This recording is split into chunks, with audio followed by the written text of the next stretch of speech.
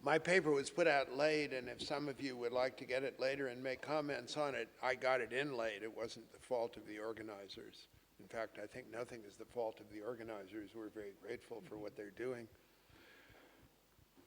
I think that what we have to realize is that, like all other millions of living things on Earth, we human beings evolved as an integral part of the planet's biosphere, and we are complete, and this is a theme that I'll come back to a number of times, entirely dependent on the continued proper functioning of that biosphere for our survival.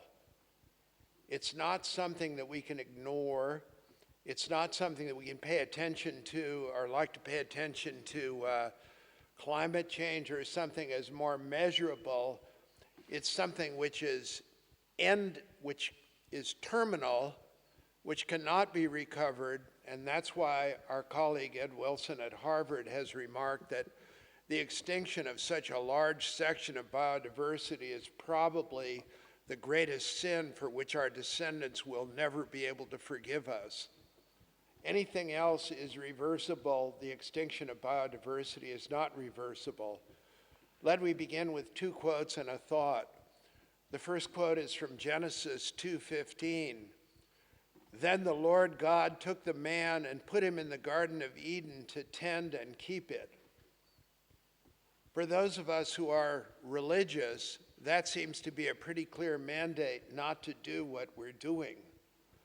And it seems to be a pretty clear mandate to build it into the center of our consciousness and our thoughts. And next I want to read a quote from the American naturalist Aldo Leopold, who is such a magical presence in the idea of preserving biodiversity. He wrote a book on a monument to the passenger pigeon, which was a bird present by the billions in the United States, which has now went extinct in the 1920s. And Leopold said, "It is a century now since Darwin gave us the first glimpse of the origin of species. We know now what was unknown to all the preceding caravan of generations, that men are only fellow voyagers with other creatures in the odyssey of evolution. This new knowledge should have given us by this time a sense of kinship with fellow creatures, a wish to live and let live, a sense of wonder over the magnitude and duration of the biotic enterprise." And then the third thing I would like to do is call attention to Pope Francis's very well reflected concept of integral ecology, which comes out so well in his encyclical that we're in a sense unraveling or discussing here now. Integral ecology to me means essentially the same thing as what Aldo Leopold said so well in 1947. It means we all depend on one another. We cannot wipe out large sections of the biosphere and hope to go on living ourselves. We can do a lot of other things. We can manage a lot of other things, but what's going on in biological extinction deserves a much closer attention than we've been willing to give it. Now, my remarks here will be based on several of the papers in the study week that we held on, that Partha Dasgupta and I convened on biological extinction in February. And that will be published as a volume by Cambridge University Press soon, so I'm not going to review a lot of the reasoning, but I'll review a lot of the facts or the points brought up. Now, the Earth, I want to review a little bit of Earth history to give you an idea of where we are. We haven't said much about that today, but the Earth is the solar system is about 4.57 billion years old. The oldest rocks on Earth are about 300 million years younger than that. The first living things on Earth were cyanobacteria, 3.8 million years old, which first operated in an oxygen-free environment and then later switched to an oxygen-generating photosynthesis, which changed the character of the atmosphere and drove it up to 20% oxygen, which is where we are now, and which really has made life on land possible. Life on land, land plants came up on land about 470 million years ago. Before that, all life was in water except possibly fungi. We're not quite sure about that. 470 million years ago, and by 370 million years ago, we had forests all over the world. As the world has changed, as the world has evolved from there, the communities, the biological communities on Earth have evolved, and deserts and grasslands and so forth have appeared congruent with the world's climate cooling over the last 40 million years, and with deserts and grasslands and things becoming evident. Our ancestral group, the primates, first appear about 65 million years ago, about the same time that the dinosaurs went extinct. And they were little shrew-like animals that went darting around on the leaves of plants then. And our branch, the branch that led to human beings, split off the African apes about 6 to 8 million years ago. Modern humans, the genus Homo, our genus, about 2.8 million years ago in Africa. And our species, Homo sapiens, this summer was found to be at least 300,000 years old, with fossils in Morocco.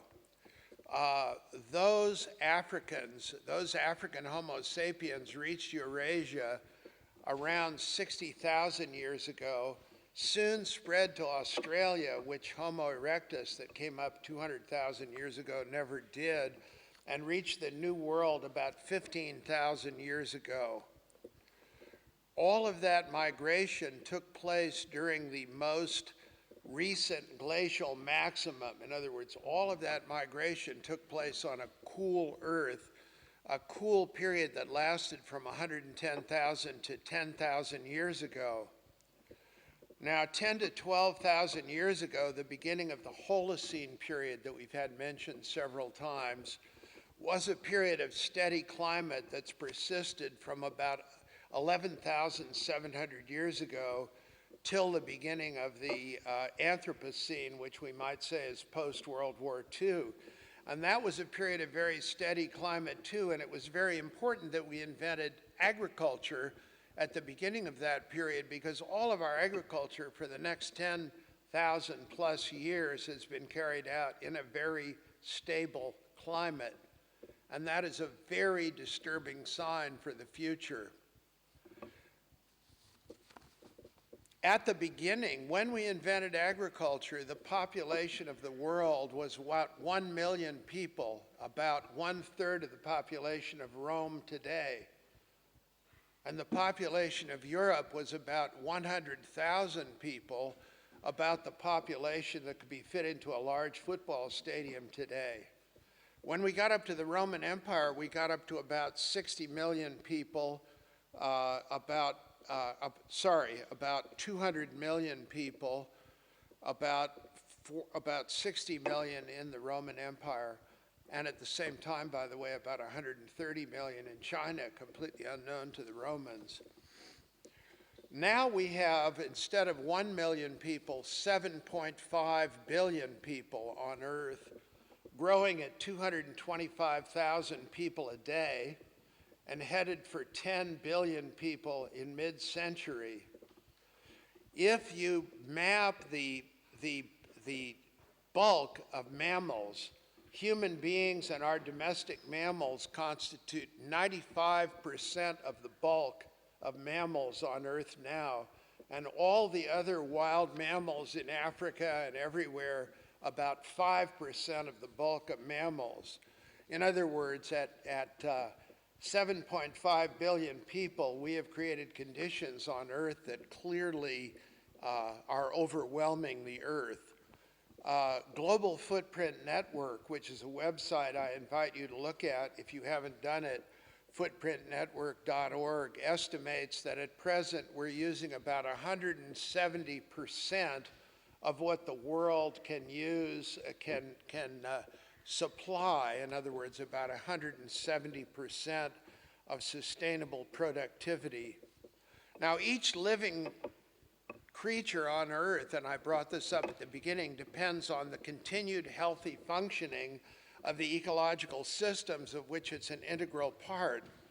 The species diversity has a direct bearing on the productivity, and we all depend on all the other creatures on Earth, and Pope Francis has brought this up very nicely in his encyclical.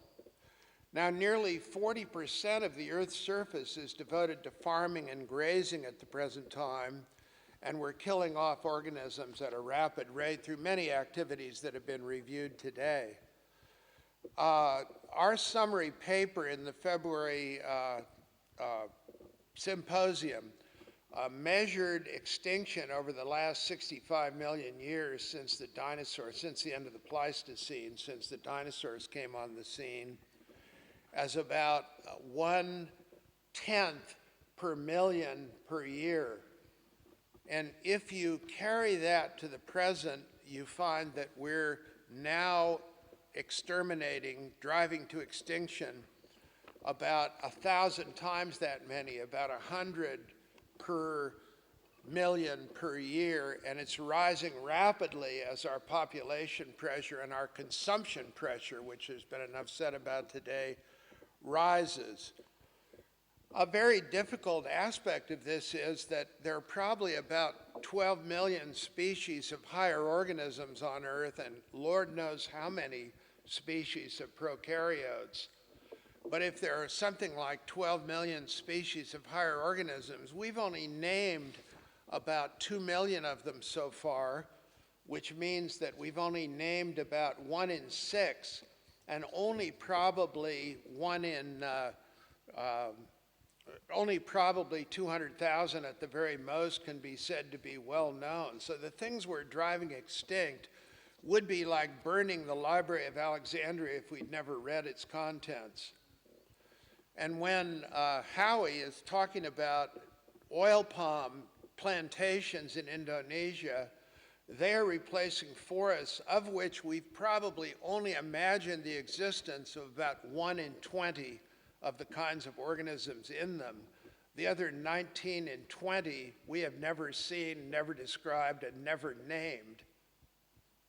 And that's very serious when you consider that we depend on the interwoven ecological system of which we're a part for our continued existence.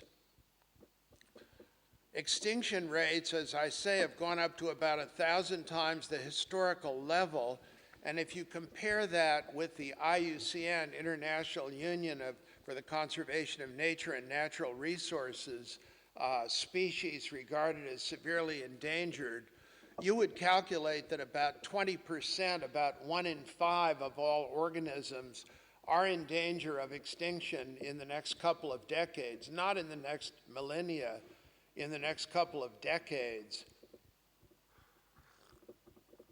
As our population, as our pressure on the Earth and as our population goes up more and more and more, so that many of us think that an estimate of half of all the species going extinct by the end of the century is not an exaggeration, and that barely takes into account global climate change.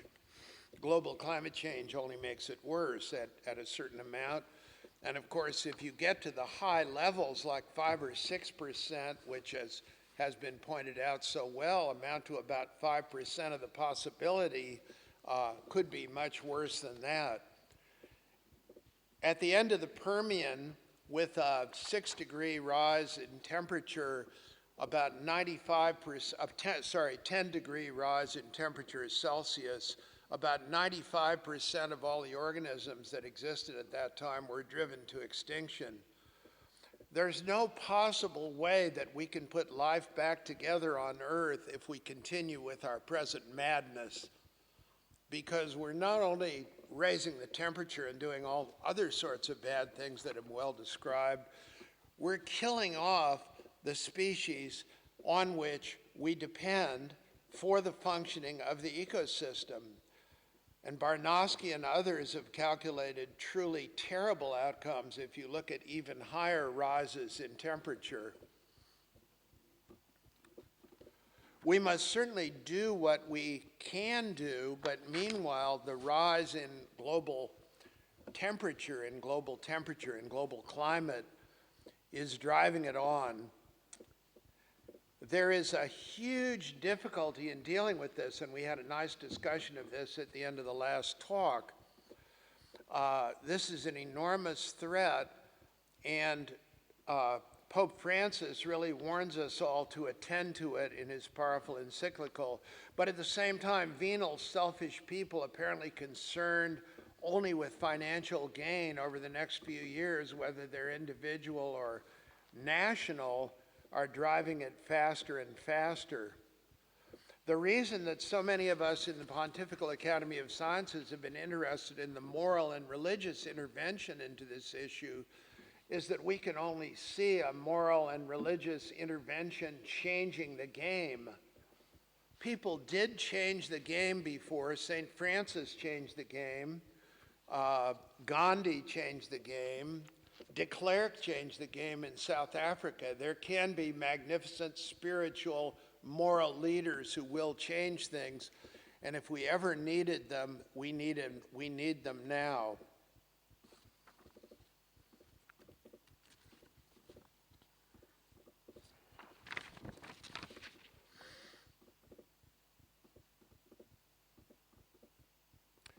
So, summarizing what I would say are a few remarks that we've named about 2 million species of non-bacteria, eukaryotic organisms.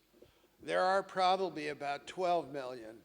The only way we can estimate the total number of species is to use well-known groups like birds, mammals, butterflies, flowering plants to extend into the other.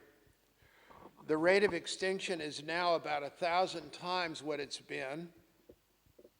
The loss of individual species, as I've emphasized before, is irreversible, and local populations practically difficult to reverse. The rate at which species can diversify are about the same as the rate for historical extinction rates, so people talking about more species evolving is ridiculous. We're destroying species at about 1,000 times the rate at which they can evolve and about 1,000 times the rate at which they've disappeared.